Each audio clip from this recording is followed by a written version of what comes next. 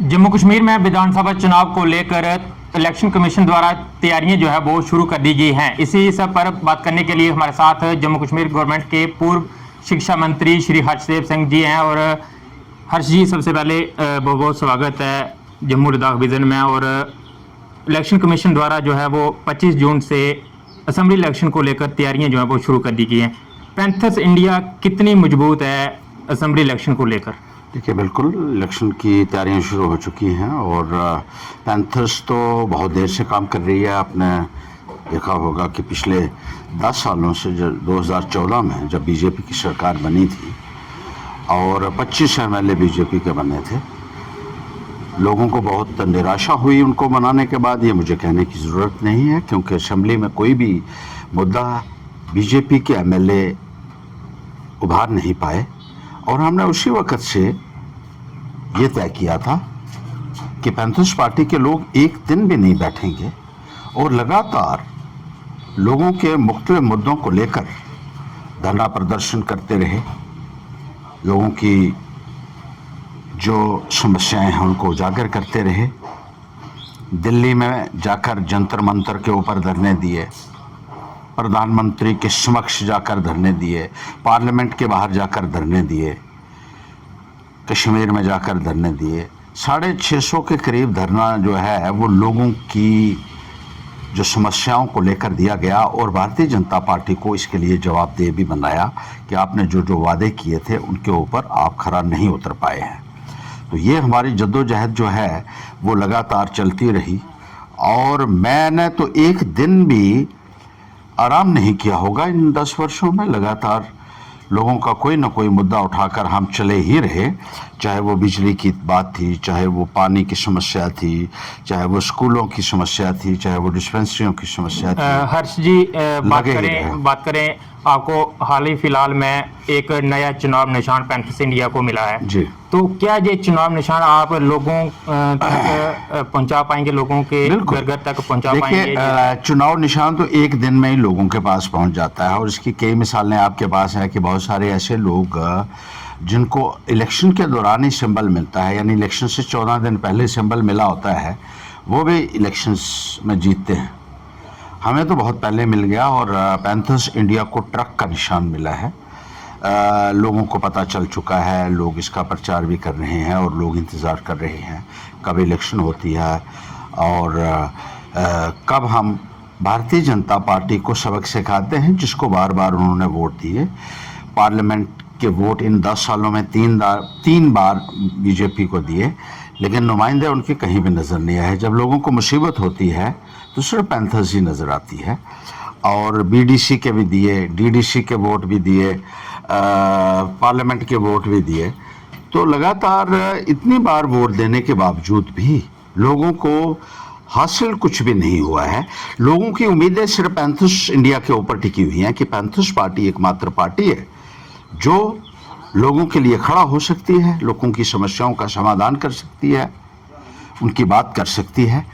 गरीब के लिए खड़ा हो सकता है, जो मजदूर के लिए खड़ा हो सकता है, किसान के लिए खड़ा हो सकता है, युवाओं के लिए खड़ा हो सकता है। यह हमने सरकार में भी साबित किया और अपोजिशन में रहकर भी साबित किया। जब ज़मीनें लोगों की छीनी जा रही थी तो सिर्फ मैं ही एक नुमाइंदा था जिसने दिल्ली में जाकर प्रदर्शन किया और जम्मू कश्मीर में भी यहाँ अधिकारियों को चेताया कि ये फैसला आपको स्थगित करना पड़ेगा।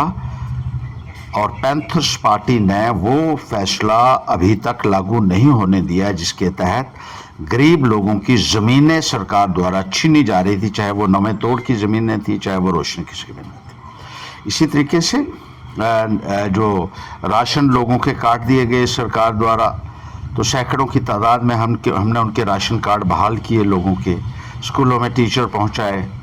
और बिजली और पानी की समस्याएं जो थी, लोगों को कोई भी और इस वक्त रास्ता ही नहीं दिख रहा है। मैं कहूँगा कोई नेता नज़र नहीं आ रहा है जो उनकी बात कर सके।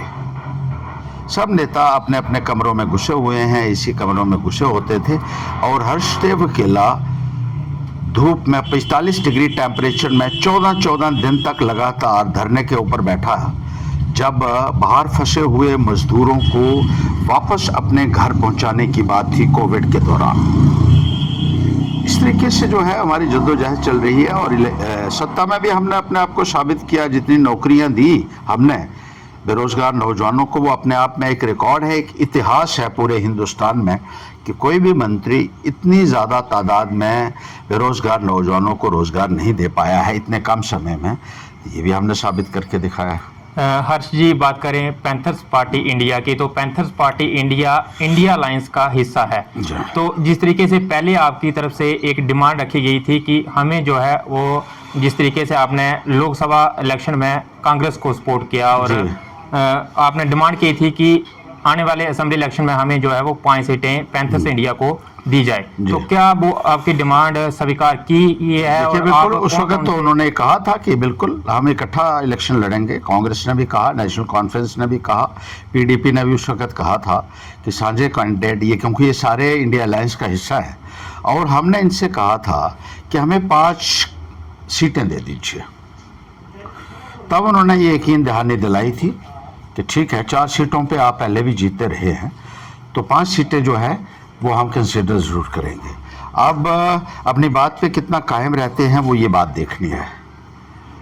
पैंथर्स पार्टी की पूरी तैयारी है और पैंथर्स पार्टी की वजह से उधमपुर ज़िला में वोट मिला कांग्रेस को, जितना भी मिला है, क्योंकि कांग्रेस का वोट जो है 2020 में अगर आप देखें तो डीडीसी की इलेक्शन में कांग्रेस को लगभग 5000 वोट मिला है, जिसकी पूरी डिटेल मेरे पास पड़ी हुई है। और वो मैंने वकार रसूल जो उनके प्रेसिडेंट हैं उनको भी दिखाई थी और कांग्रेस के बाकी नेताओं को भी दिखाई थी कि लगभग 5000 वोट जो है वो कांग्रेस को पूरे ज़िले में मिला था, जहां 4 असेंबली हल्के हैं और 14 ब्लॉक के ऊपर जो डीडीसी की इलेक्शन हुई थी। ये 2020 की बात है। और पैंथर का लगभग 1 लाख वोट उस वक्त मिला था जो हमने बहाल रखा है। और इस स्थिति में भी जब लोग पार्लियामेंट की इलेक्शन में दिल्ली को देखकर वोट देते हैं, तब भी हमने अपना वोट बैंक बरकरार रखा। असेंबली की इलेक्शन में और पार्लियामेंट की इलेक्शन में बहुत अंतर होता है। पार्लियामेंट की इलेक्शन में लोग केंद्र को देखते हैं, लेकिन असेंबली की इलेक्शन में यहाँ की नुमाइंदगी को देखते हैं, कौन उनके काम आया, किसने काम किए हैं और कौन उनके लिए खड़ा हो सकता है और ज़रूरत पड़ने पर वो किसके ऊपर भरोसा कर सकते हैं। तो पैंथर्स पार्टी इस वक्त ज़िला उधमपुर में मैं ये मानता हूँ कि सबसे बड़ी इस वक्त पावरफुल पार्टी है और जिसके ऊपर लोगों का भरोसा है कि असेंबली के अंदर पैंथर्स पार्टी ही उनको इंसाफ दिला सकती है। इसलिए मुझे पूरी उम्मीद है कि कांग्रेस भी अपने वादे के ऊपर पूरा करेगी। नेशनल कॉन्फ्रेंस के डॉक्टर फारूक साहब से मेरी बात हुई थी, वो कह रहे थे हम अपने जो हमने कमिट आपके साथ किया है, हमारा पूरा समर्थन आपके साथ रहेगा। और इंडिया अलायंस के दूसरे पार्टनर्स भी जो हैं उनकी तरफ से भी हमें एक सकारात्मक जवाब मिला है। उम्मीद रखते हैं कि वो समर्थन भी हमें मिलेगा। हमने 5 सीटें मांगी हैं, कांग्रेस से कहना चाहते हैं। पांडुओं ने भी 5 गांव मांगे थे, तो 5 सीटें हमें दे दीजिए, वरना हर्ष जी महाभारत भी हो सकता है। एक और बात कहीं ना कहीं र्यूमर्स ये भी लोगों के बीच ये बात चल रही है, ऑफ कैमरा हमने भी कई बार सुना कि पैंथर्स इंडिया के पास कैंडिडेट नहीं है। एक हर्षदेव सिंह जी कैंडिडेट हैं और इनके अलावा देखिए 2002 में जब हमने 4 एमएलए जिताए तो कैंडिडेट कौन था? कौन कैंडिडेट था? मेरे नाम पे ही वोट पड़ा, मैंने ही बनाया सबको, काम मैंने किया, असेंबली में अपने आप को साबित किया। एक उधमपुर के जो कैंडिडेट थे वो दर्जी की दुकान पर काम करते थे, उन्होंने एक इलेक्शन पहले लड़ी थी तो उनको 400 के करीब वोट मिला था। लोग कोई नहीं जानता था उनको, मैंने उठाया और सीट दी और उनको जिता दिया। इसी तरह चिनैनी से हमने एक कोमला सा से आदमी लाया, ना वो किसी को चिनैनी में जानता था और ना उसको कोई चिनैनी का जानता था, उसको भी जिताया। लोगों ने हम पे भरोसा किया जब हमने कैंडिडेट खड़ा किया। और इसी तरीके से सांबा से भी जिताया हमने। वो एक भेड़ बकरी चलाने वाला था, उसको लाया हमने, उसको बना दिया। माफ़ करना, मुझे ये लफ्ज़ इस्तेमाल करने पड़ रहे हैं क्योंकि सही पेशा जो उनका है, ना तो उनको शर्म आनी चाहिए बताते हुए और ना ही जो है ये बात छुपानी भी चाहिए कि वो क्या काम करते थे पहले। तो उनको अगर मैं बना सकता हूँ, अब तो हमारे पास बहुत लोग हैं, उस वक्त कोई भी नहीं था। उस वक्त मैंने अपने आप को असेंबली में साबित किया और रामनगर का नाम पहले नंबर पे आया डेवलपमेंट में 96 में ही। आते ही मैंने 60 करोड़ का एक वाटरशेड प्रोजेक्ट रामनगर के लिए लाया और पहली जो पीएमजीएसवाई की फेज है, कोई आरटीआई लगा के भी पूछना चाहे पूछ सकता है कि ये सच कह रहा है या नहीं। पीएमजीएसवाई की पहली फेज जब जम्मू कश्मीर में आई तो जम्मू प्रांत में सिर्फ 3 ही सड़कें आई। 37 एमएलए थे जम्मू प्रोविंस के, लेकिन बाकी 36 एमएलए को एक भी सड़क नहीं मिली और वो तीनों सड़कें मैंने अपने एरिया में मैं ले आया, क्योंकि मेहनत करने वाला हूँ, मुझे मालूम है कहाँ से क्या मिलता है और कहाँ कहाँ जो है काम करवाने के लिए क्या रास्ता अख्तियार करना पड़ता है। तीनों सड़कें मैंने लाई। उसके बाद जो 6 साल तक मैं एमएलए रहा तो जो काम हुए उसकी चर्चा पूरे जम्मू कश्मीर में पहुंची और ये तस्लीम किया असेंबली में कि चीफ मिनिस्टर अपने कॉन्स्टिट्यूंसी में इतने काम नहीं करवा पाया जितने हर्षदेव ने अपने इलाके में करवाया। कोई मिनिस्टर नहीं करवा पाया, क्योंकि एक जज्बा है, विल पावर से आदमी जो है वो काम करता है। ये बात कहीं ना कहीं लोग भी जानते हैं और लोग शायद इसीलिए आपसे मोहब्बत करते हैं, प्यार करते हैं और लोग आपको दिल से चाहते हैं। हाँ। और आज भी कई सारे लोगों का ये प्रश्न रहता है कि हर्षदेव सिंह जी आने वाले असेंबली इलेक्शन में कहाँ से चुनाव लड़ेंगे और कहाँ, ये एक बार क्लियर कर दीजिए। देखिए, हम तो हर जगह इस वक्त जा रहे हैं। मैं उधमपुर ईस्ट में भी काम कर रहा हूँ, चिनैनी में भी काम कर रहा हूँ, रामनगर में भी कर रहा हूँ, उधमपुर वेस्ट में भी काम कर रहा हूँ और बहुत बड़ा अच्छा रिस्पांस लोगों का मिल रहा है। सबसे बड़ी बात यह है, बहुत अच्छा रिस्पांस मिल रहा है लोगों को। लोगों को ये भरोसा है कि हर्षदेव जिला उधमपुर का रहने वाला है और जिला उधमपुर के लिए वो पूरी लड़ाई लड़ेगा, पूरी जद्दोजहद करेगा अगर वो असेंबली में पहुंच जाता है। और मैं भी लोगों को ये यकीन दिलाना चाहता हूं कि अगर असेंबली में हम पहुंचते हैं, मेरे साथ चंद साथी आप भेजते हैं, तो पैंथर्स इंडिया की पावर जो है वो चीफ मिनिस्टर से कम नहीं होगी, उससे ज्यादा ही काम आपको हम करके दिखाएंगे आने वाले वक्त में। ये मेरा आपको एक भरोसा है। अगर आप मेरे से भरोसा करते हैं और अगर आपने मेरा काम करने का तरीकाकार देखा है तो आपको ये यकीन अपने आप भी हो जाएगा, क्योंकि मैंने साबित करके भी दिया जैसे मैंने आपको कहा। तो क्या आने वाले असेंबली इलेक्शन में हर्षदेव सिंह जी एक असेंबली सीट से चुनाव लड़ेंगे या फिर 2? कुछ भी हो सकता है। जो हमारे पार्टी के लोग अभी आजकल में बैठ के एक फैसला ले लेंगे और जो है उस फैसले के ऊपर हम चलेंगे। सबको उस फैसले को मानना होगा। अगर एक तरफ आप चुनाव लड़ते हैं और वहीं दूसरी तरफ बीजेपी की तरफ से बलवंत सिंह मनगोटिया जी हो जाते हैं, जैसे आप पहले एक साथ आपने काम किया है, और अगर इस इलेक्शन में आप आमने सामने हो जाते हैं, तो क्या आप चुनाव लड़ने के लिए तैयार हैं? और नहीं, मुझे कोई फर्क नहीं पड़ता। कोई ना कोई उनको देना है तो कोई किसी को भी दे दें। शर्म तो उनको आनी चाहिए जो एक पार्टी को गाली देते रहे पहले और उसी पार्टी के पैरों में जाकर गिर गए हैं, गिड़गिड़ा कर सीट अपनी मांग रहे हैं। और फिर जिस शख्स ने उंगली से पकड़ चलना सिखाया उसी का विरोध अगर करेंगे तो अगर उसको ठीक लगता होगा तो मुझे तो कोई आपत्ति नहीं है। मैंने तो लोगों के काम किए हैं और जो काम किए हैं मैंने जैसे आपको कहा कि उसकी चर्चा जो है वो जम्मू कश्मीर में ही नहीं है, पूरे हिंदुस्तान में हुई और विदेशों में भी हुई। और मुझे हिंदुस्तान में भी सम्मानित किया गया और विदेशों में भी सम्मानित किया गया। मैं अकेला एक ऐसा आदमी हूँ जिसको अमेरिका में उनके खर्चे पे बुलाकर दुनिया की सबसे बड़ी यूनिवर्सिटी में सम्मान मिला। तो अपने आप में एक बहुत बड़ी उपलब्धि भी मैं इसको मानता हूँ। और लोगों के बीच में भी ये बात है कि काम करना होगा तो कौन करवा सकता है।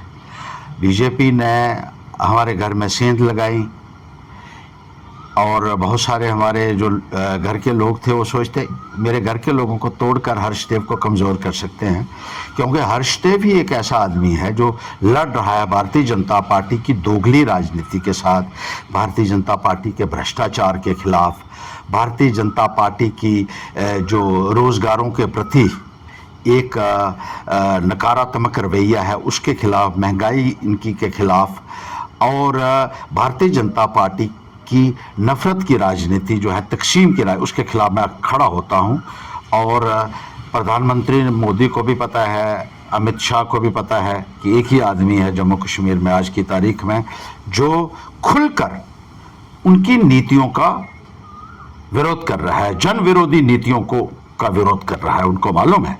इसलिए वो कोशिश करते हैं कि शायद घर में सेंध लगाकर, एक और हमारा रिश्तेदार है जिसको कहा कि पैंथर्स पार्टी तोड़ दो और एक नया बना दो, और इसको इस्तेमाल कर रहे हैं। एक पहले हमारा कज़न था, उसको भी तोड़ा, और रिश्तेदारों के घरों में पहुंचकर उनको पूछ रहे हैं कि आपको चाहिए क्या है। और जब वो लालच में नहीं आते हैं तो धमका के ले जाते हैं कि अंदर ठोक देंगे आपको। तो कुछ लोग डर के भी चले गए हैं, आपको मालूम ही है। उनको कहा कि अगर आप हमारे साथ नहीं आते और हर्षदेव के खिलाफ नहीं बोलते हो तो आप ही को अंदर कर दिया जाएगा। मेरे खिलाफ तो कुछ उनको मिला नहीं, बहुत कोशिश की उन्होंने, क्योंकि मैं सच्चाई पे चलने वाला आदमी हूँ, ईमानदारी के ऊपर चलने वाला आदमी हूँ। और मैंने थोड़ी तालीम भी हासिल की है। इनको पता है कि ये आदमी जो है ये अपने पाँव के ऊपर खड़ा रहने की हिम्मत भी रखता है। मुझे भी बड़े लालच दिए गए, लेकिन मैं किसी की बैसाखियों के सहारे नहीं चलना चाहता हूँ। मुझे अपने आप पर पूरा यकीन है, भरोसा है कि मैंने लोगों के काम किए हैं और लोगों का समर्थन मुझे मिलेगा। हर्ष जी, मेरा एक लास्ट सवाल आपसे रहेगा। इससे पहले आप 3 बार रामनगर कॉन्स्टिट्यूंसी से विधायक रहे हैं और आपने बहुत अच्छा काम किया है लोगों के लिए, लेकिन इस बार रामनगर के लोगों का ये कहना है कि अभी तक पैंथर्स इंडिया का कैंडिडेट डिक्लेयर नहीं हो पाया है। तो आप कब तक रामनगर के लोगों को? बस जल्दी हो जाएगा, लेकिन मैं तो हूँ ना।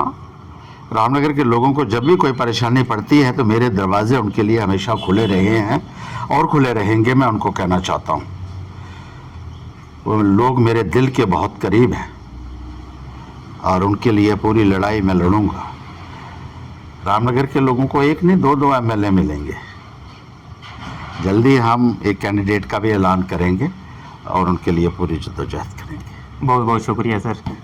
ये थे हमारे साथ पैंथर्स इंडिया के प्रधान और पूर्व शिक्षा मंत्री हर्षदेव सिंह जी। और जिस तरीके से 25 जून से असेंबली इलेक्शन को लेकर इलेक्शन कमीशन की तरफ से तैयारियां जो है वो शुरू कर दी गई हैं और इसी पर खास बातचीत की और जाना कि किस तरीके से पैंथर्स इंडिया जो है वो जम्मू कश्मीर में कितनी मजबूत है।